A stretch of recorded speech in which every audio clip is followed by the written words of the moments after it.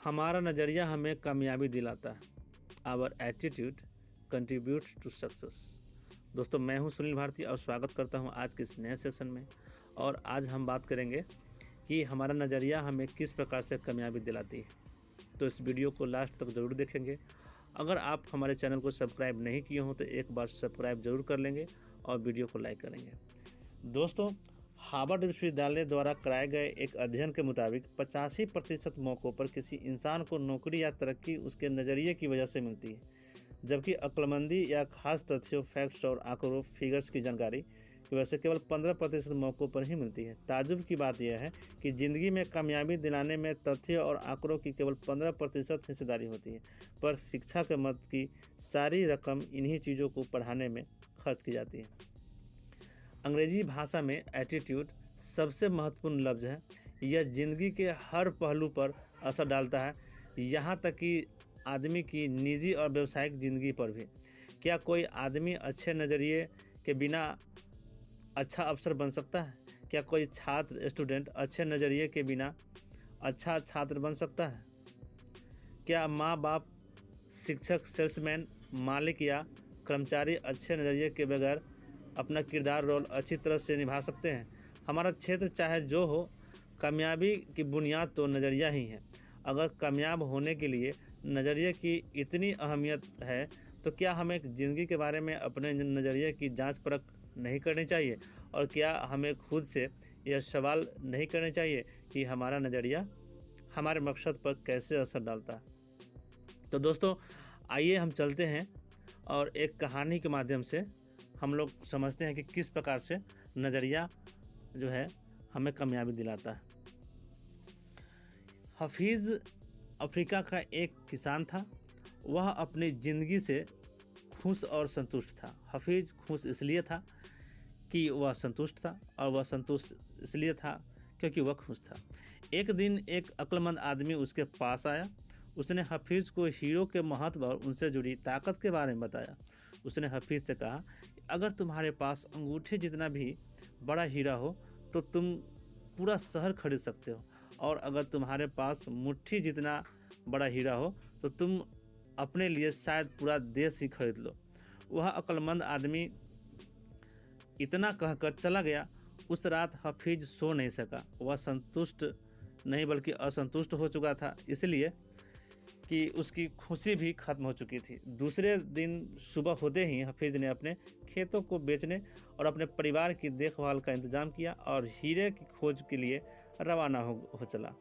वह हीरो की खोज में पूरे अफ्रीका में भटकता रहा और उन्हें पा नहीं सका। उसने उन्हें यूरोप में भी ढूंढा और पर वहाँ भी उसे नहीं मिला।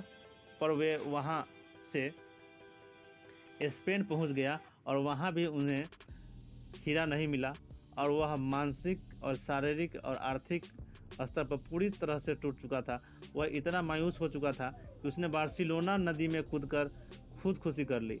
इधर जिस आदमी ने हफीज़ के खेत खरीदे थे, वह एक दिन उन खेतों से होकर बहने वाले नाले में अपने ऊँटों को पानी पिला रहा था। तभी सुबह के वक्त उग रहे सूरज की किरणें नाले के दूसरी ओर पड़े, एक पत्थर पर पड़ी और वह इंद्रधनुष की तरह जगमगा उठा।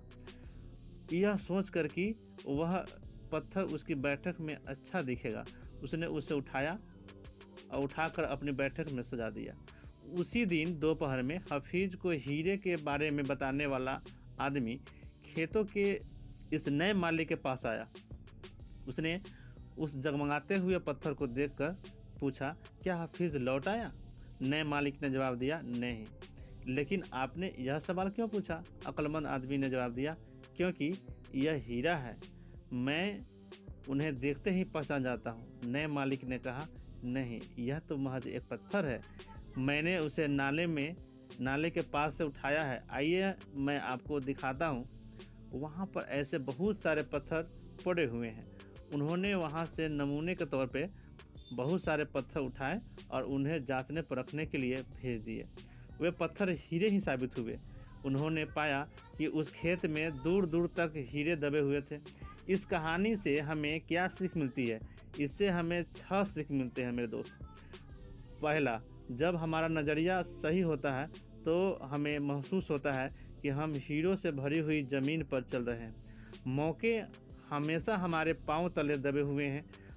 हमें उनकी तलाश में कहीं जाने की ज़रूरत नहीं है, हमें केवल उनको पहचान लेना है। दूसरे के खेत की घास हमेशा हरी लगती है। और तीसरा, हम दूसरों के पास मौजूद चीज़ों को देखकर ललचाते रहते हैं, इसी तरह दूसरे हमारे पास मौजूद चीज़ों को देखकर ललचाते रहते हैं। हमसे अपनी जगह की अदला बदली करने का मौका हासिल करके उन्हें खुशी होगी। चौथा, जिन्हें मौके की पहचान नहीं होती उन्हें मौके का खटखटाना शोर लगता है। पाँचवा, मौका जब आता है तो लोग उसकी अहमियत नहीं पहचानते, और जब मौका जाने लगता है तो उसके पीछे भागते हैं। छठा, कोई मौका दोबारा नहीं खटखटाता। दूसरा मौका पहले वाले मौके से बेहतर या बदतर हो सकता है, पर वह ठीक पहले वाले मौके जैसा नहीं हो सकता। इसलिए सही वक्त पर सही फैसला लेना बेहद ज़रूरी होता है। गलत वक्त पर लिया गया सही फैसला भी गलत फैसला बन जाता है। तो दोस्तों, आई होप कि ये वीडियो अच्छा लगा होगा। So thank you very much.